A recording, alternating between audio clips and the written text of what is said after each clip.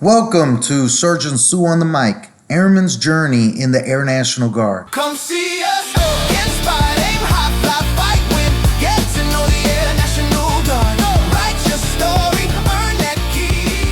Come see us, get inspired. So let's get started. So I have a special guest today, someone that I've known my whole recruiting life of 6 years. She is so awesome. She's been my rock in recruiting. There's a lot of ups and downs when I was in recruiting, so she kind of helped me through it and taught me the way. Let me introduce you to DeVan Abram. Hey, thanks, Sue. Appreciate you. Yes, so you've been in recruiting obviously a lot longer than me because you taught me the ins and outs on recruiting. Can we start first on why did you join the Air National Guard or the Air Force? Okay. So I want to first say not much longer than you, so just like a couple more years in recruiting, but you're definitely an asset to the team. We are so happy to have you. But yes, I came into the military, active duty. A long time ago.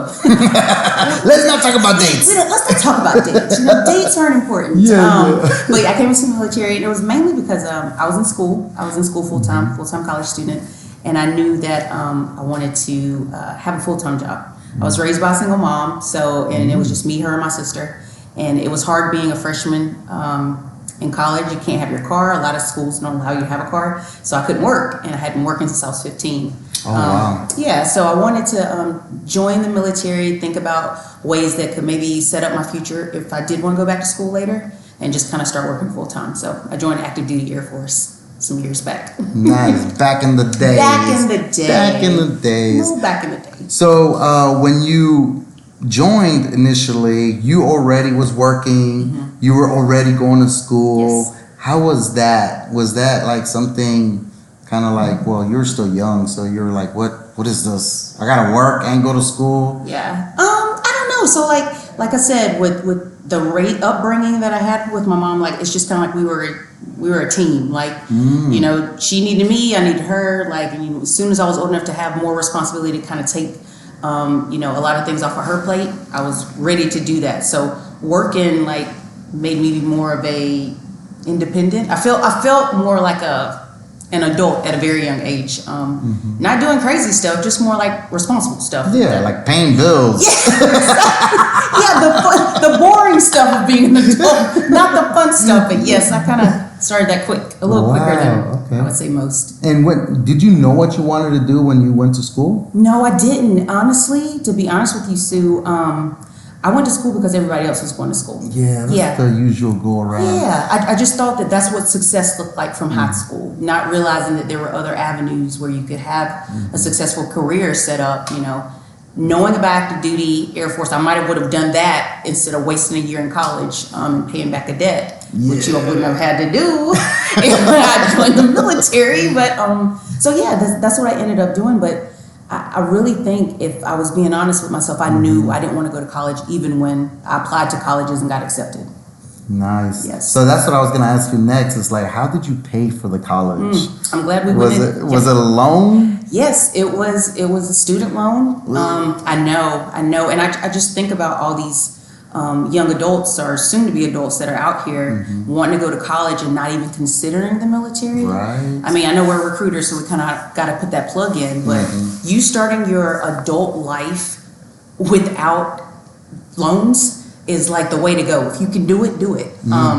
And to just have that 1 year's worth of loans when I came into the military, they're going to get their money back. So I had to pay that. And thankfully it was just one school year. If it had been 4, like stacked on top of each other, that would have been thousands and thousands of dollars that I probably would still be paying. Yeah, that's now. a lot. That would be horrible. Absolutely. And that's one of those things that you can't get rid of out of bankruptcy or nothing. No. It follows you till the very end of your life. The very end of your life. So if you get a student loan, you can never get rid of it. You can't get rid of it until you paid it. And that's, oh my goodness, I can imagine the doctors and lawyers that needed that. I've had friends pay $80,000, $100,000, $120,000 in student loans, and they're paying it back either $200, $600, $800 a month. Some people were trying to pay it off quicker, so they're paying like $1,500 a month, which is insane. Insane. That's a nice car, and that's quite a bit of a mortgage. That's a mortgage. It's a you know? mortgage. Like, what? Well, not in this economy. Well, yeah, not in this economy.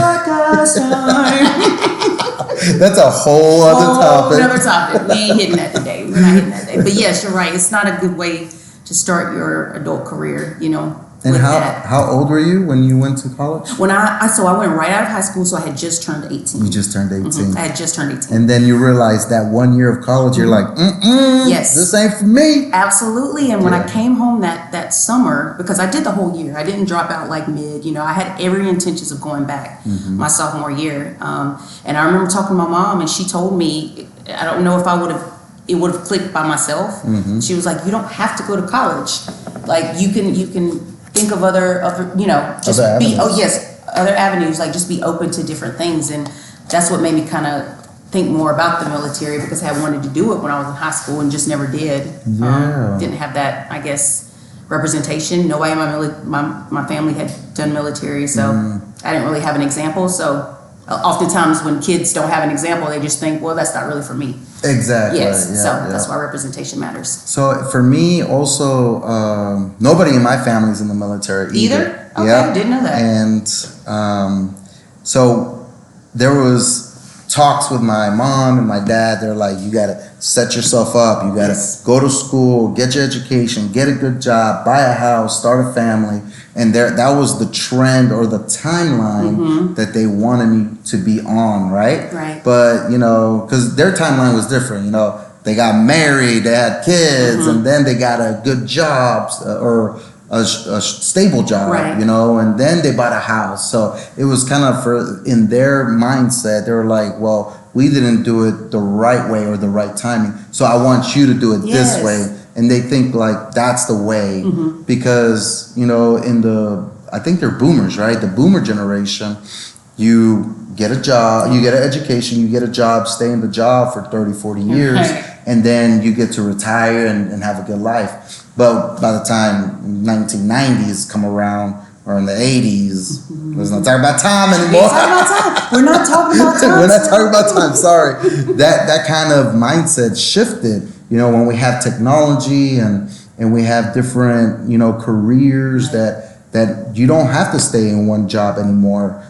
Sometimes, especially in technology and the banking industry, you have to jump in different Right, to banks move up. to It's move up. Yes. And yeah, so that kind of like that's what I grew up with, and that was kind of like hey, go to school, get your education. But I never really liked school. Yeah. I was never the school type. I was more of working my hands, enjoy the physical activities and doing stuff like that. So when I did go in, I was like, I need a skill that'll get me a job. Absolutely. That was the main thing I wanted. Yes. And I never really thought about school until later on in the future. I was like, maybe I should get Uncle Sam to pay for my Absolutely. education. Yeah, because when you come in and it's not like maybe at the forefront of your mind, but you come in and you say, okay, what are my benefits of being a military member? And you're like, you see other people utilizing it, you kind of feel silly to not tap into it, even if it's a class here or there. So Yeah. it's good that even though it kind of sounds like me, I'm not big on school either, but we know the importance of higher education. And so I made a promise to myself. I got to have my full education before I get out. Same, before I we have to. retire. I got my associate's degree Me in too. mechanical engineering in Central When I Piedmont. And it was super tough, so I was just like, you know what? I'll just take a little break. Take a little breaky Take a little break, and then a little breaky break went into a little breaky break. I'll be over it. Yeah, a huge break, And my friends told me, it's like, hey, once you slow down or stop, it's gonna be hard to pick it back up. Yes. But like, I wouldn't do myself justice if I didn't take advantage of Uncle Sam. I keep calling him Uncle Sam. Yeah, well, Goodman. Yeah, government. They help a lot. They helping out. So I have to get my education. Yes. What would you get your education in? So since, we're being honest here, and I'm big on education as far as like the importance of, but not wanting to go. Yes. Just to tap in a little bit with, some of the programs that the Air Force has. So Yeah. like you have your associate's degree. Now you have it also in human resources, which I know you know that. Yep. So- that's the CCAF. CCAF. Yes. So now that we are recruiters, that is. What's the CCAF? Tell them. Tell the listeners. Community College of the Air Force. Yes. So it is on paper CCAF, but it is in fact an associate's degree in the AFSC that you go into, and that's the job. So a lot of people know it as MOS since the Army made it more famous. Dang it. But we call it AFSC in the Air Force. And yes, you'll have an associate's degree in the job that you're in. So for recruiting, that is human resources. So even though I'm not really wanting to go back to school, I think I'm going to tap into the human resources and get my bachelor's in that, just so I can say I have it. You're already half done with your CCAF. Absolutely. And then you just got to start on your bachelor's. Start on my bachelor's. And there's a lot of programs like WGU and there's, what is it, Phoenix? Phoenix has it as well. Phoenix, and they use your military experience and years and they compile it into college credits. So you just got to do a couple more classes and then boom, you get your bachelor's degree. Absolutely. I mean, 20 years of military experience is worth something. Absolutely. You know, and sometimes it might be worth more than a bachelor's degree. But, you know, companies, they need that paper, right? They do. They need that paper. So yeah, the paper kind of proves that you can stick to something and be successful. I mean, military 20 years kind of. Right. Is that not enough for you, people? Is that not enough? But, you know. That should be a doctorate. That should be a doctorate. We're both doctors. We're doctors. High five. Dr. Sue. Dr. Abram. Thank you very much, Dr. Sue. See how that worked? Go ahead, doctor. Doctor, go ahead. Ew, but that's good stuff. That's good stuff. You are so sweet. But yes, you're right. 20 years of military experience, that is nothing to sneeze at by any means. But yeah, we'll get the extra stuff. Did you get started already? No. So, well, yes, actually. I looked into a school. They didn't have the program that I was looking for. So, a friend of mine at the gym that I go to, she suggested another college because I know that they have those online schools, but I kind of want the class experience, even if it's one class at a time, because I got a little bit more time before I retire, to sit in class on a Saturday or something when time allows with the kiddos and stuff to do that. So that's smart. Yeah. That's smart. Get So, in yes. there. So the research has started and it'll be soon. You're going to be hanging out with 19, 20-year-olds. No, I'm gonna have my hoodie on so they don't see. Just hide. Yeah. From far away, I can look like a kid. When they get closer, I was like, she looks like she could be the teacher. And that's okay. But no, I don't really want to hang out with them per se. I just want to sit in the classroom. Sit in the class and learn. Oh, that's cool. Yeah. I like that. Yeah. So let's go back to your first career. Okay. You went into active duty. Yes. You signed up for 4, 2, 3. I did 4. Even though we both know as recruiters that it's really 8. Yeah, it's really 8 no matter how many years you choose. Absolutely, it's always going to be 8. But why is it 8? Why Dr. is it 8? So, ladies and gentlemen, boys and girls, if you join the military, on paper, once you sign on the dotted line, it is going to be for 8 years. So you have, say your recruiter says, okay, well, you can enlist for 4 years. That means essentially for those 4 additional years, you are in what's called the IRR, the Individual Ready Reserve, which means if now that we're talking, now these days, things pop off and it gets really, really scary. If we don't have enough people in the military at that time and you are in the IRR, you've done what you think is your full enlistment, you have those 4 or 2 years left that total those 8 years, then you could actually be reactivated. It's never happened before, but I'm very conscious to tell my applicants and my new possibility. That there is a possibility, and we're living in some crazy times right now, so they need to know that. As on paper, you are in the military for a total of 8 years. Yep. And the biggest reason too is because you're already trained. Yes. You're already qualified to do that job in that career field in the AFSC, the Air Force Specialty Code, right? That's our MOS. Yes, MOS. Yes.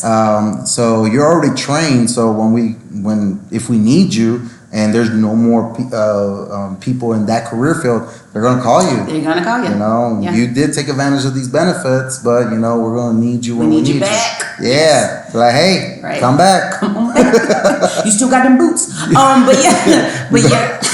It's in, what's that? What? Tell me. What's, salvage? What is it? Salvation Army? Salvation Army. So you already dropped them off? It's already dropped off. Right. But no, he's right though. Yeah, so if you're still within that enlistment, that unfortunately or fortunately, everyone look at could happen. But Sorry, we Go back to went the on a four- whole. I know. Didn't we? Look That's at us. That's a conversation. That's a conversation. We're just talking. We're just talking. Yeah. So my initial one was 4 years. Okay. I did 4 years because I thought that was like the least scary amount of time. Mm-hmm. And of course, you know, after I did my 4-year enlistment, I actually went into the Guard right after. So it wouldn't have mattered. They, you know, Okay. they ate up that IR time anyway. So was that a palace front? No, because No? yeah, it actually was not a palace front. And for anybody who's listening who does not know what that is, palace front just means that from your active duty time, once you've completely done that successfully, honorable discharge, you elect to come into the Air National Guard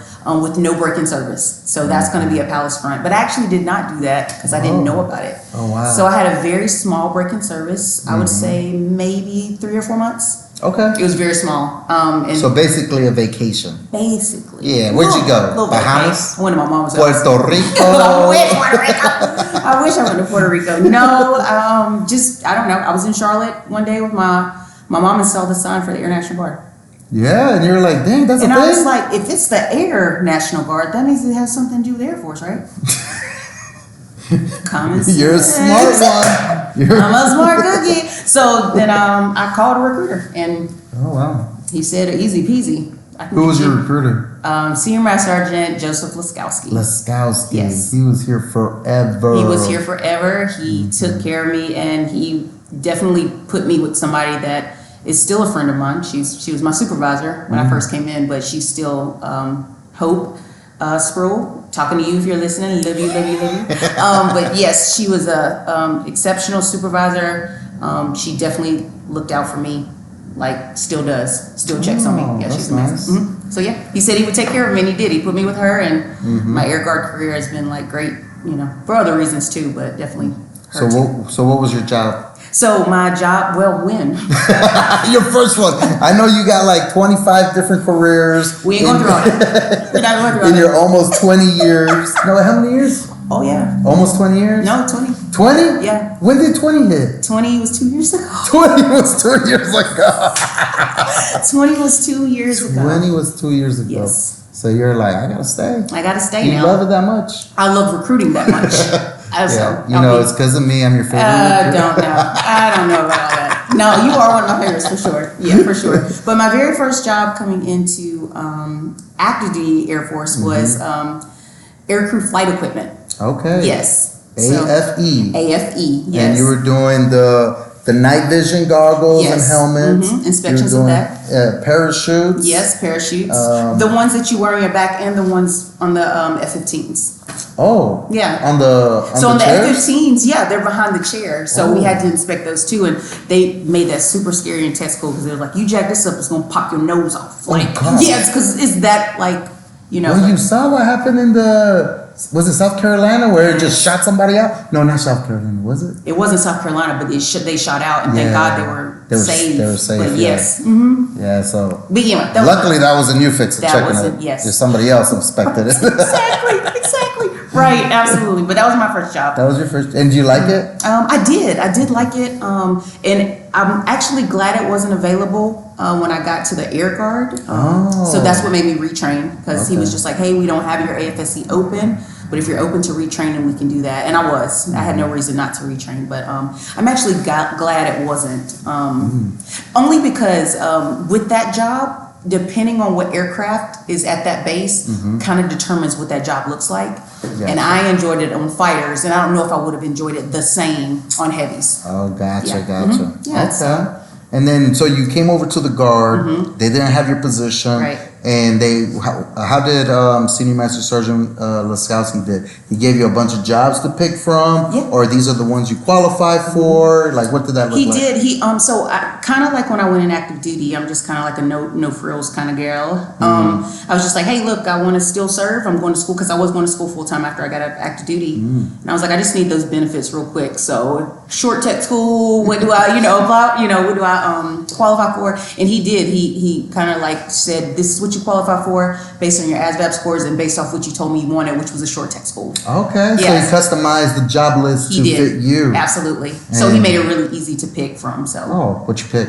So I picked, it's not called this anymore, and forgive me for not knowing what it's called anymore, but it was Knowledge Ops. It's turned into a 1D7 position, so it's like a like comm. a cyber comm position? Yes, but at the time it was more of an admin comm scenario.